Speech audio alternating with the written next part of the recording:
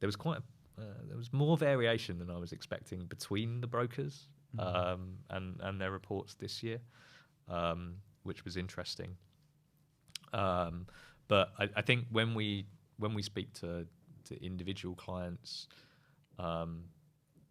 it largely followed the themes. The clients that focus very internationally, have a broad spread of risk, were finding things a little bit easier. Things were a bit more predictable. They knew where their capacity was coming from. There were fewer difficult conversations late into the renewal season.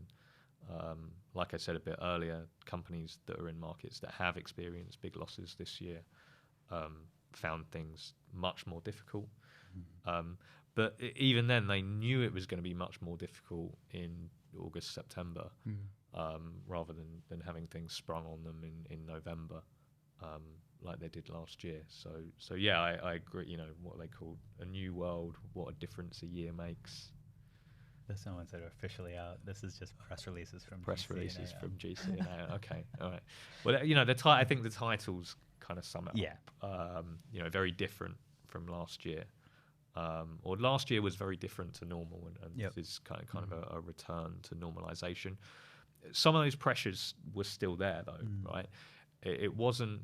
We didn't see a situation where we spoke a lot last year about the additional questions that are being asked by reinsurers of cedents via their brokers, obviously.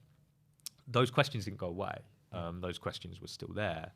And so I think that added robustness and added due diligence that people were doing last year is probably here to stay, and will just become a standard part of the process. So it's going to be really important for cedents to be able to respond really quickly to a wide variety of questions and a deeper interrogation of what their numbers and the figures that they're presenting and the tables and charts that they're presenting really mean. Which means they're going to have to know the numbers better, and they're going to have to use methods of aggregation that allow them to manipulate and slice and dice and answer questions really easily. I don't think that's going away.